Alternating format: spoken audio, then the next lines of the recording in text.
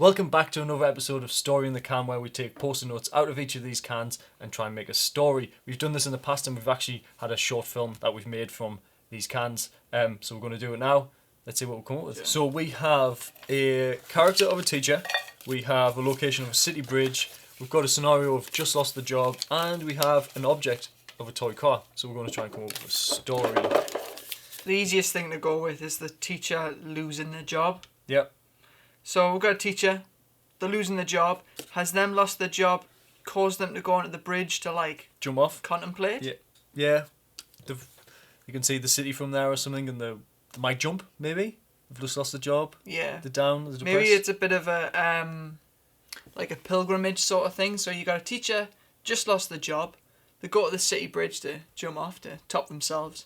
And then maybe they see a toy car that is on the bridge that maybe a kid was playing with when he was walking along. Maybe the kid's still there and he's just about to jump off, and the kid's going across the bridge, on the rail with his toy car. And he bumps into the man who's just about to jump off. Yeah. And it's the kid's just being a kid and not really knowing the situation, go, "Hello, mister," and being nice and a kid, not really knowing the situation, but then going, why do you want to jump? And asking him as a kid would, just blatant, straight out questions and not really thinking about it. Maybe he has another toy car with him and he lets the man play with him. Yeah. And then they just start playing together. You be red car, I'll be blue car. And then they get this unlikely friendship. Yeah. And he decides not to kill himself. Oh. There we go. I think that's the quickest we've ever come up with. You know what? It's a heartfelt, little bit of a melodramatic. Yeah. Something you'd see in the mid-90s where it's please sir, it's something you would see at school, isn't it? Yeah, on a tape. I think people would really fall in love with a kid. Yeah. Being so sweet. Yeah. And maybe that's we'll spin the kid on its head by he's very abrupt with what he says. Yeah. And he's not afraid to just say everything at face value. Yeah. He's not please mister. Yeah. With big eyes, he's kind of why are you killing yourself? What you being daft for? Yeah.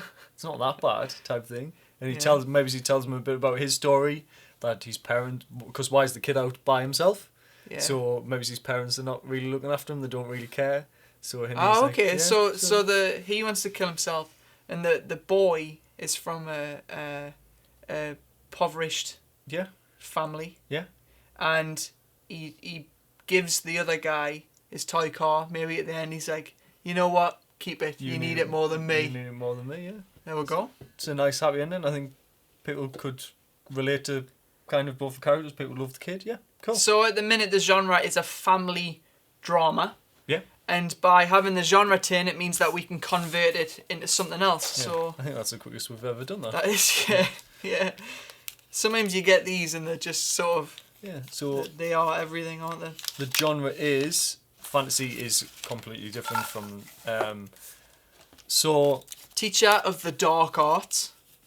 Yeah, I like the bridge being, that's a bridge to another dimension. Yeah, or they can't cross it because there's ghoulies underneath. The monsters, the orcs or something will be there. So, but it's the bridge to the city, and it's something that the people in the city protect because it's the only way in and out of the city. So the bad guys, that's the only route in. The teacher, he's not a traditional teacher. Yeah. He's a teacher of alchemy at the Wizard College. Wizard's College, yeah. And he's got fired. He's lost his job because he went a little bit too far and he converted someone into someone else. Yes. So does he become the bad guy who opens the bridge for the bigger bad guys? Possibly. It could happen. Yeah, because that gives his motivation.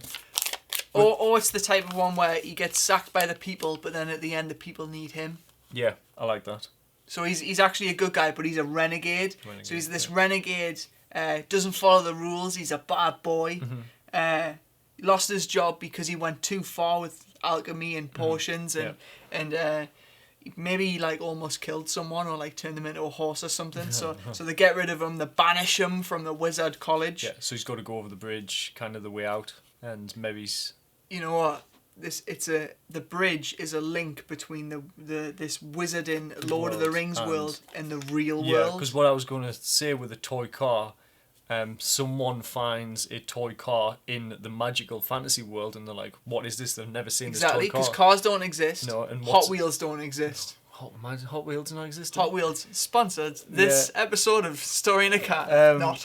And then he finds that, and it's like the link between worlds. Yeah, and he has to. He's like, maybe no one's ever gone over the bridge, so they don't know. Oh, okay, yeah. So this came through the bridge and the portal. And because he's been banished, there's nothing else he can do. But you know what? I've been sacked. I'm crossing the bridge. Maybe that's where they banish them to.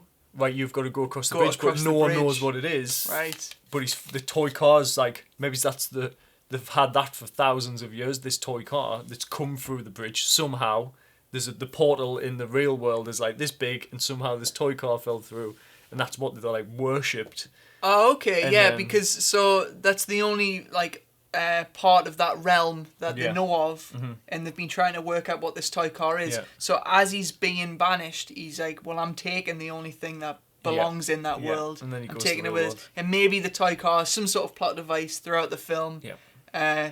That maybe even turns into a real life car at some point. Yeah. It could easily, that sort of thing would feel like it would be like an offset of a Jumanji type film, like a Disney type. Family adventure, family adventure type thing. Yeah, I like that. Well, we went from this heartfelt boy saves the man, here's the troubles, to Jumanji Wizards. Jumanji Wizards. There's the title. There's the title of the episode. Yeah. That that is the quickest we've ever come up with two different stories. We wouldn't have come up with any of those just thinking about it, but taking these four things and then the fifth one of a genre, we've come up with two decent ideas. I mean, yeah, like a bit of work. The fact that we've just came up with them in less than 10 minutes. Yeah. We might change it around. It might not be a toy car when you flesh it out and get a real script going. You might realise that some other plot device would work better. Yeah.